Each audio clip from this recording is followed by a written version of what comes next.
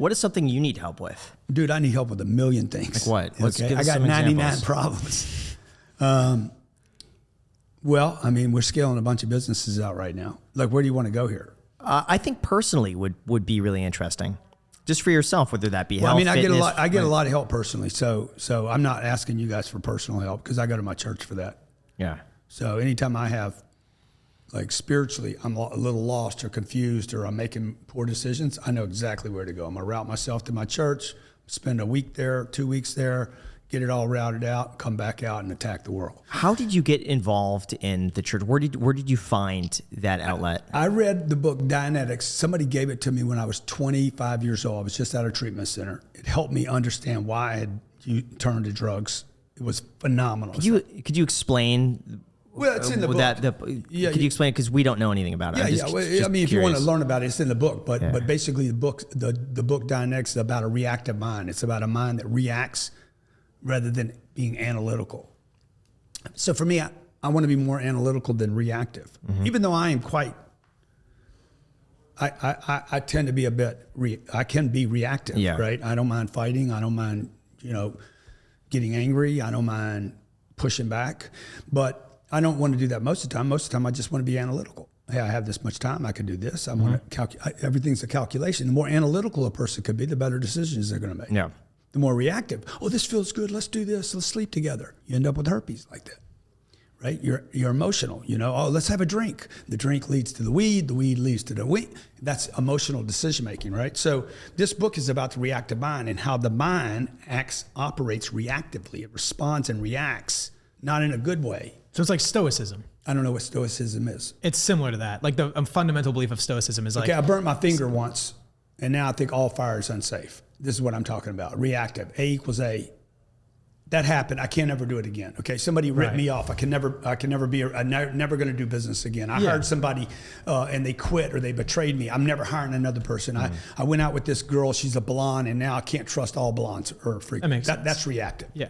Yeah, stoicism is definitely... It sounds similar, because stoicism, the whole idea is that you insert a gap between your reaction and your response. Oh, no, definitely not. Analytical is 1 + 1 = 2. Okay. I can trust that answer. Okay, you're off into some other Buddha. Okay. Let's hear it. Keep going. So anyway, when I read this book, I'm like, dude, this explains why I had a drug addiction. Now, the people at the Narcotics Anonymous in the rehab were telling me I had an addiction, that I had a disease, and that I was always going to be powerless. And this book's like, no, bro. Okay? And so that book helped me a lot. Now, I wouldn't start actually studying Scientology for another 20 years, and I've been studying it now for 21 years. It's been phenomenal for my personal life. And that's all I want to say about it. I don't promote the church. I don't work for the church. But there does seem to be this correlation overall that there are some very successful people who are into Scientology. More than you know, my friend. Why is more that? than you know? It's not just Tom and John and Grant. Yeah. Have you ever met Tom Cruise? Yes, I have. Really? At a Scientology event? I've met him outside that. Actually, first time I met him was at the Burbank airport. Did you connect with him over Scientology? No. He knew who I was. Really? Yeah. But you don't talk to him about... I was with, who was I with the other day? I was with the mayor, not the mayor, the governor, what's his name, Newsom. I was at the Beverly Hills at a Michael Milken event. I'm sitting in this chair right here. Newsom's sitting right where Sabrina is. He moves, comes and sits right next to me and says, bro, nobody works harder than you do. He's like, I cannot get away from you on Instagram. Newsom said this? Yeah. And then he throws you an audit, like right after. Yeah, exactly. He's like, oh, by the way. Yeah. I said, bro, because I'm not a fan, right? But I don't want to say anything. Yeah. Right. And I'm like, how do you like handle an entire state, man?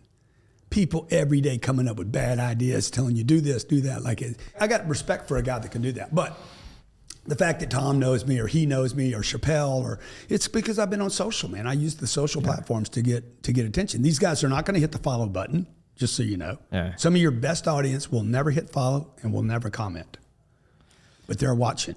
But in terms of Scientology, why does it seem like so many people are successful within that religion? Maybe the technology there works. What is it? What technology? Like what is it? You should grab a book, dude. Anything you want, like communication skills. It teaches you how to communicate, teaches you how to raise children, teaches you how to have a marriage. It teaches you how to have conditions in life and go from average, that word you use multiple times, and normal to like, okay, I want to create power in my life or affluence. It allows you, there's courses there about how to pick people, how to ask good questions to be sure people, you know, I don't know if you guys have ever been a liability in your life. I know I have. And I know other people in my life that were friends and assets that became liabilities. How can you spot those people? Yeah. Right? They're courses. This is not a religion where you pray to a God. Right. This is not where there's a dogma and you go to church on Sundays, hit a knee, and sign of the cross or whatever. I think all religions are valuable in part and personally. But this particular religion teaches somebody practically how to make their life better through knowing how life responds to the decisions that you make. That makes so that's why it's called Scientology? Yeah, probably. It means knowing how to know. Thank you. Scientology means knowing how to know. How do I know? So why is there such a negative connotation amongst the general public? Have you ever studied religions? No, not really. Yeah, there's a negative connotation on every religion since the beginning. I agree, but I think that they're to varying degrees. No, they're all, bro. You got two people over there fighting in the desert right now over a religion. Mm-hmm. They killed Jesus Christ.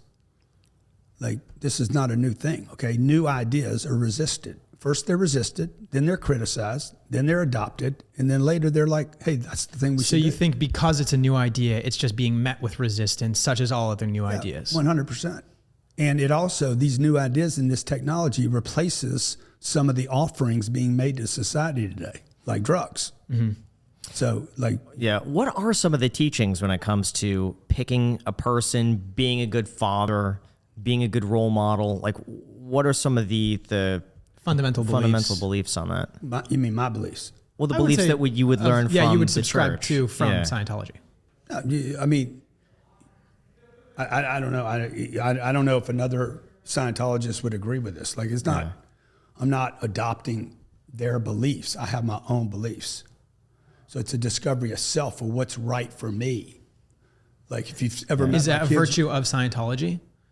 Is to figure out what's it's certainly helped me. It's like what I said. It's helped me in life be a better father for sure, be a better parent. But that's not because I read something and said, oh, that's what I ascribe to. I get, I analytically get to choose. Why would I want my kids out of the school system?